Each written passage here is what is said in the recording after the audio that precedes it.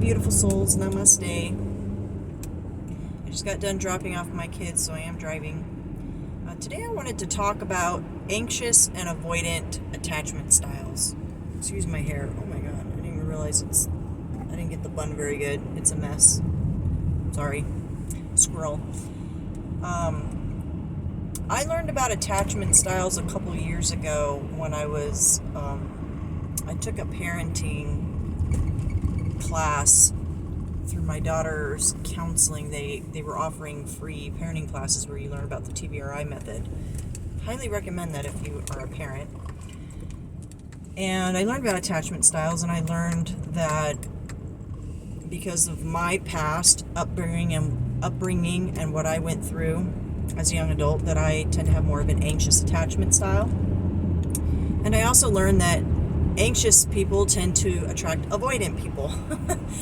And I'm not going to go into teaching about attachment styles, because chances are if you clicked on this video, you probably already know about this information. If you don't, before you watch this video, I highly recommend, you really don't have to go far online to learn about attachment styles.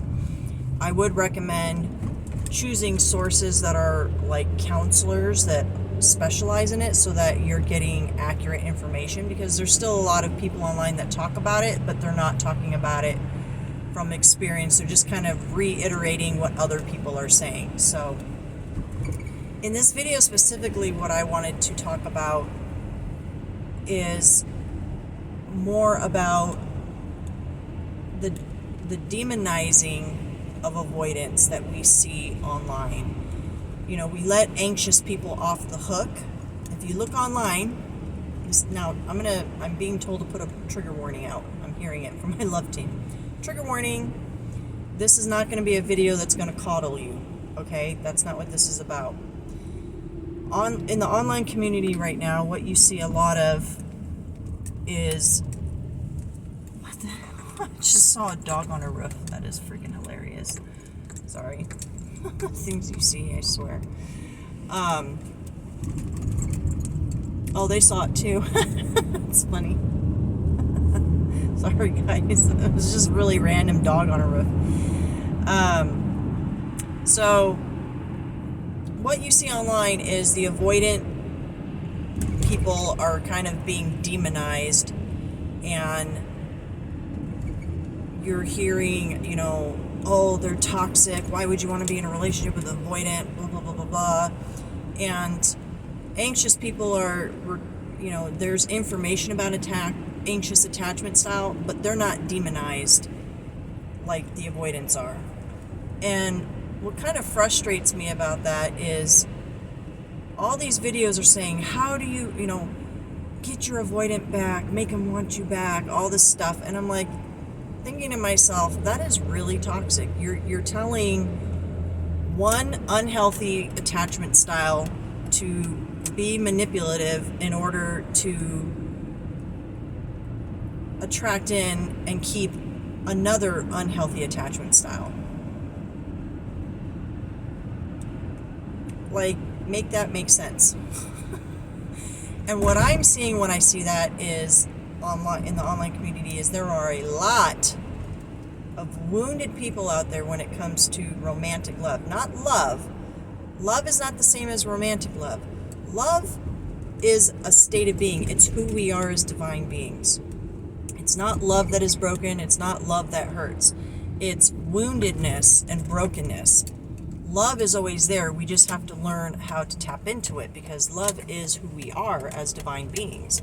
It's our humanness that is broken. It's, you know, the things that we have been through and the things that we've experienced, but it's not love. And romantic love is a whole different ballgame, because romantic love is when we're talking about attraction to someone and a wanting to be with someone as a partner, which often includes you know, a sexual relationship, a commitment. That is a whole different I keep wanting to say ball game. I don't know why. That's a whole nother ball game. Avoidant people are not evil. They're avoidant because they were made that way through their experiences. through oftentimes what they experienced from early on from their caregivers. What did they witness in their home environment as to what was a relationship, and oftentimes what they witnessed was unhealthy relationship dynamics. And then in many situations, even because of that, going into adulthood, they got into unhealthy relationship dynamics that just kind of further perpetuated their wounding. I have to pause this for a minute. All right, stop at the gas station. So I don't remember where I left off, but avoidant people tend to have dealt with caretakers that weren't able to meet their emotional needs. And actually it's the same with anxious people. Like all the attachment styles that are not secure tend to stem from what people experienced in their childhood, which is why on my channel I constantly emphasize the importance of doing the healing work, especially if you're younger and you haven't started a family yet, because what we really need is to break the generational trauma and wounding and start over fresh with a new generation of kids that are more healthy mentally, spiritually, physically. And so anyways, I could go on and on about that. Anxious people, we did not get consistent love. We become people pleasers. We overgive. We hold on to relationships that are unhealthy, sometimes toxic, because we're craving validation and love. Avoidance, they want love, but they are afraid of it. So they'll attract it in and then they'll push it away. So it creates a push-pull with the anxious person. Again, that does not mean an avoidant person is evil. I think why people feel that way is because when you get into a relationship with someone who is avoidant, it is very painful and frustrating. But if you are aware of attachment styles, if you are birds hanging out under the car, if you are learning your own attachment style, if you are working on your own healing, if you are loving yourself and you are working on having healthy boundaries, then it's going to be easier for you, one, to spot this in somebody before you invest in them. But if you've already began to invest in them and you're now coming into this knowledge, it's going to help empower you to make a healthy decision about the direction you want to go. If you can see that the person you are with has avoidant tendencies, and here's another thing. The likelihood that you're going to get this person to believe that they are a certain attachment style, the likelihood that you're going to be able to get them to sit down with you and learn about this stuff, that's probably pretty slim. If they can and they will, that's amazing, and that's a good sign, because that means they're self-aware enough to be open to learning. But they also have to be ready in their spirit to actually start changing. So if you can recognize in a partner that they have these tendencies and they're not open to talking about it, they're not open to learning about it, they're not opening to getting help or to making positive changes, then you are responsible for you to see the signs and then continue to bash that person is idiotic.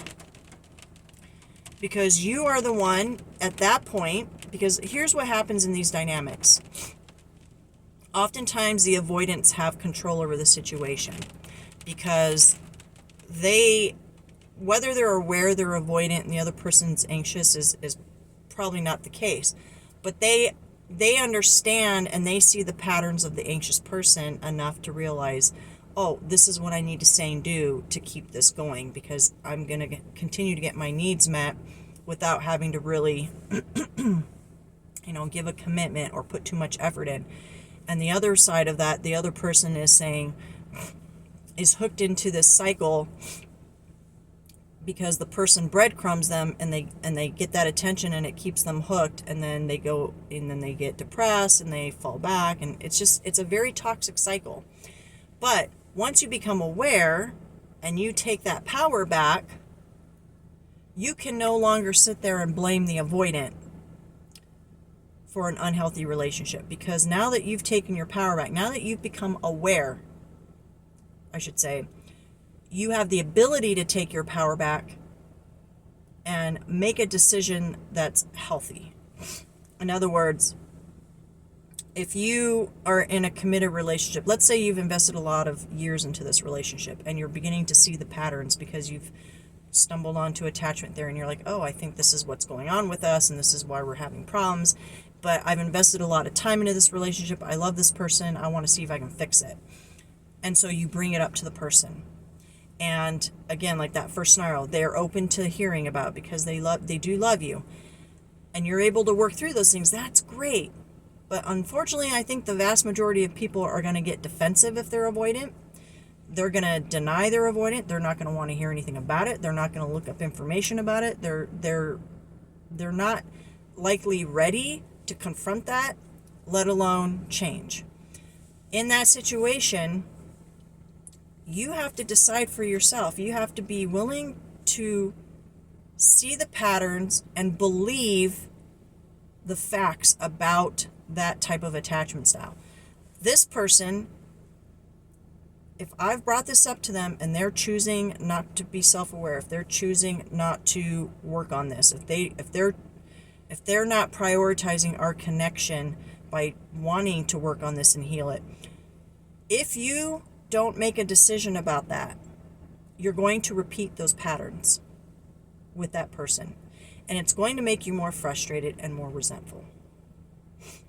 But what you shouldn't be doing at that point is vilifying the other person because you have not been strong enough to have your own healthy boundaries and remove yourself from the situation. I did give you a trigger warning at the beginning of this. Now, why do I feel so cocky coming on here saying that? Because I'm going through it. There is someone in my life that I care about, and we have this kind of dynamic going on. And I was repeating cycles with this person because I care about them, because I saw the potential, because they're really a good person. At the end of the day, when you get to a certain level on your healing journey, you are able to see through people to their wounding, to their trauma. You can see what has made them the way they are, and it gives you compassion. It gives you the ability to have compassion for someone and to understand, wow, this person is really hurting. They're hurting so much that the very thing they want, which is love, they consistently and vehemently push away because they're afraid. They're afraid to be hurt. They're afraid to love. It is sad. But here's the truth. You can't love them into wanting to love you. It doesn't work. And I'm telling you from experience, it doesn't work. I have repeated patterns with this person for 2 years now because I did see the potential. At one point, this person was willing to watch some stuff with me about it. But what I did not see happen is a willingness for him to truly confront that within himself and do the work to change. And all that meant to me is he's not ready. And the hard decision I've had to come to, and it's taken me several cycles to finally get to this point, is if I continue with this, am I having a healthy relationship? No, and the honest answer is no. This is not healthy. And for me in particular, I've been through a lot of healing on my journey, and so I did not want to put myself back into a situation where I felt like I was going backwards by settling with someone who cannot. It's not even that he doesn't want to, I think, at this point. I think that because he's kind of stuck in his journey on this hamster wheel of not being ready to heal, he cannot give me what I need. He cannot love me the way I need to be loved in order to feel safe and secure in this connection. He's not an evil person. I don't even like saying the word broken. He's just wounded. He has very, very deep wounds, trust issues, a lot of things that from his past that he's projected onto me into this current relationship. So when you're on the internet and you're reading about these avoidants, first of all, if you are trying to attract back an avoidant, you need to look in the mirror and ask yourself, am I a healed person? Why do I want to attract back into my life somebody that I know is wounded, that I know has unhealthy behavior patterns, that I know is not going to love me the way I need and deserve? Why would you do that?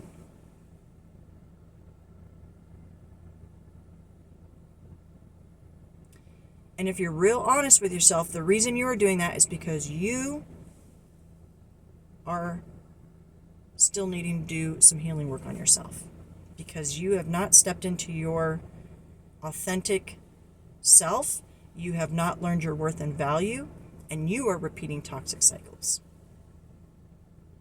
Now, I'm sorry this is a little tough love today, but after seeing all the videos online around this, all these channels around how to get your avoidant back, how to get him to miss you or her to miss you, it is so toxic and it's so infuriating because it's keeping thousands of you stuck in really unhealthy patterns.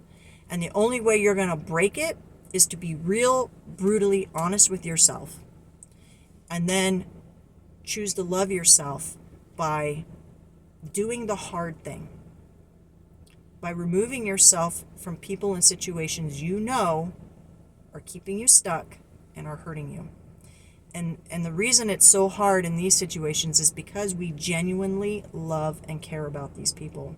We want to see them change. We want to see them heal. We want to see them grow and evolve. But you can't force that on them. And all these manipulation tactics are not going to work long term. They may work short term. But if that person has not done the healing work, they're going to repeat those patterns, and you're going to repeat those patterns, and it's going to end up in frustration and anger and resentment, which I see coming out in the comments in all these messages who are telling people, run away from the avoidant, they're evil, don't waste your time on them, they're a waste of time, they're a bleed on society. I mean, I've read some really crazy comments. And obviously there's different levels of unhealedness. Some avoidants are probably a little higher on the narcissistic scale. So maybe they are a little more toxic and a little more mean and a little more intentional with their toxicness. But most of them are just coming from very wounded backgrounds. And it's okay for you to want to have love and compassion for them. But do it from a safe distance where your energy is protected. Because if you don't put that boundary there, they absolutely will take advantage of you, of your energy. Because your loving energy feels good to them at the same time that it scares them. So they will continue to pull you in and then push you away, pull you in, push you away, until you put a boundary there that says, I'm done doing this. I love you and I care about you, but this is not healthy.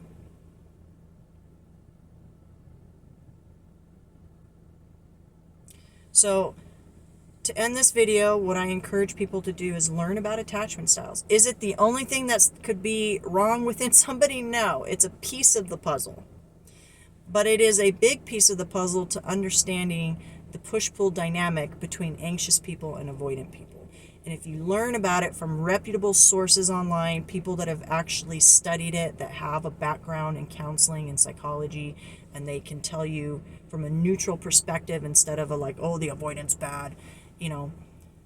But listen, don't try to make things work with an avoidant if they are not showing you signs of wanting to make changes within themselves, because it won't work and you will just spin your wheels and make yourself mad and be mad at them, and that's not going to accomplish anything. Pull back, assess the situation, be realistic with your assessment, and then, like for me, allow yourself to go through the detachment process. I realized months ago, I saw the patterns months ago, and I started realizing that this person is not changing. This person is not doing what they say they're going to do. I'm not seeing progress. And I started praying for help to detach emotionally, because I'm not the kind of person that can just walk away from someone cold turkey when I love them. So I said, you know, God, I'm going to need some help with this, because I can see the patterns, but man, I keep getting sucked back in with this hope that things will get better and things will change. Every time he says, you know, I'm going to try harder, I want to believe him because I respect him. I want to believe that he's telling me the truth. But then I get sucked back in and the pattern just repeats. Help me detach emotionally. So it took me several months to detach enough to where when we finally had our first big fight, and he kind of showed some ugliness there that woke me up and made me realize this is not someone that I want to continue on in a serious relationship with. This is someone that is still very wounded, and their ability to have conflict resolution is not very good. They're not as emotionally mature as they think they are or present themselves to be, and this is not the kind of person I want to try to build a lifelong relationship with. Like, I had that realization, but by that time, I was detached enough emotionally that I felt safe to finally cut that tie and be like, okay, I'm done now. Like, for reals, I'm done. Like, you've showed me who you are. You've showed me that you're not ready to change. You've showed me that you are not going to step up and meet my needs. And I love myself enough, and I know what I deserve, that I can recognize with compassion and kindness and love that you are not going to be able to fulfill that for me. And it's not an anger thing. It's not a, I hate you for this. It's just a quiet understanding. Okay. Doesn't mean we didn't have good times together, that there wasn't genuine love there. It just means that I want something different than what he can provide. So because that detachment happened over time, I was able to finally put that boundary there and walk away without it being super dramatic. Well, when it was kind of dramatic, but I mean, I'm not causing problems for him. I'm not like being a bitch about it or blowing his phone up or being ridiculous about it, because I'm healed enough to be like, this is just two people that are in different places in their healing journey that are not compatible enough to sustain a healthy relationship. And that's where you need to get to for yourself, and listen, for the avoidant.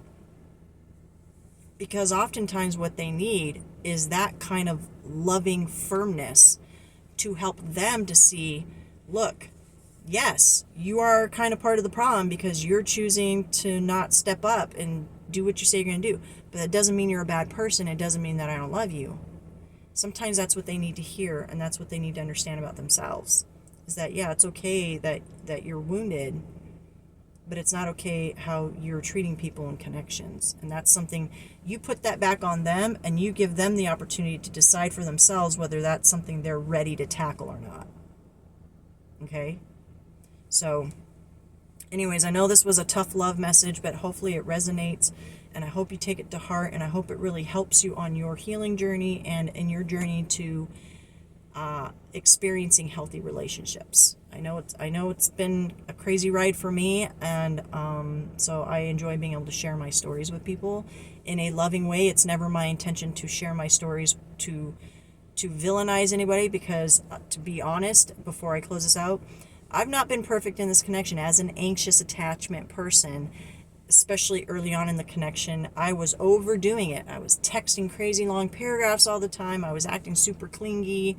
I was, I was just over the top, over giving from that place of being anxiously attached. And the reason he tolerated that for so long is because he was enjoying that attention, right? But that's not healthy. Let me get this. I had to cut those videos together because my alarm went off. Anyways, I have a meeting to get to, so like I said, I really hope that this message resonates for you. I encourage you to learn about the attachment styles and really choose yourself if you're in an unhealthy situation. But don't be afraid to look in the mirror and take accountability for your own side of things, so that because it takes two unhealthy people to have an unhealthy situation, right? Because if you're choosing to stay in something unhealthy, that means there's something in you that's unhealthy that you need to work on too. So before you jump into another situation, look in the mirror and ask yourself, what parts of me were willing to stay in something I know that wasn't healthy, and work on that within yourself before you go into another situation, so that you don't repeat those cycles. Does that make sense? So anyways, I love you all so very much. I hope you have a wonderful day. Namaste.